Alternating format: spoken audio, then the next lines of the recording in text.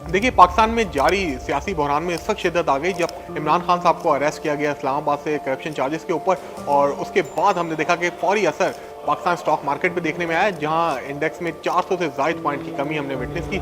और आज भी कारोबार के आगाज़ में हम देख रहे हैं कि मार्केट में तकरीबन 200 से ज़ायद पॉइंट की कमी विटनेस की जा रही है। उसका असर हमने ये देखा कि पिछले 3 दिनों में पाकिस्तान स्टॉक मार्केट में तकरीबन 1000 के करीब पॉइंट निकल चुके हैं और सरमायाकार इस वक्त मार्केट से बिल्कुल ही गायब नज़र आ रहे हैं। उनका कॉन्फिडेंस लेवल इंतहाई डाउन साइड के ऊपर है। और आज भी आप देखें तो अगर इस वक्त जो ट्रेडिंग सेशन जारी है तो इसमें तकरीबन 2.5 करोड़ से 3 करोड़ शेयर का इस वक्त तक काम हुआ है, जो कि इंतहाई कम है। इसकी बुनियादी वजह एक तो आप जो पाकिस्तान की मईशत है पिछले 9 माह में बेपनाह प्रॉब्लम्स का शिकार हुई है। अगर हम बात करते हैं एफडीआई तो तकरीबन 12% के करीब डिक्लाइन हुआ है। हमारी जो एक्सपोर्ट है उनमें 30% के करीब डिक्लाइन देखने में आ रहा है और हमारी जो रिजर्व घटकर तकरीबन 10 अरब डॉलर से घटकर तकरीबन 4 अरब डॉलर के पास रह चुके हैं, जिसके बायस पाकिस्तान में एक क्राइसिस लाइक सिचुएशन है। एलसीज नहीं खुल पा रही हैं, जिसकी वजह से इंपोर्ट नहीं पाकिस्तान में आ रही है। और जब खाम माल नहीं मिल रहा है यहाँ पर तो इंडस्ट्रीज बंद होने के दहाने पे खड़ी हुई हैं। ले ऑफ बड़ी तादाद में हो रहे हैं। टेक्सटाइल के तकरीबन 25% यूनिट बंद है।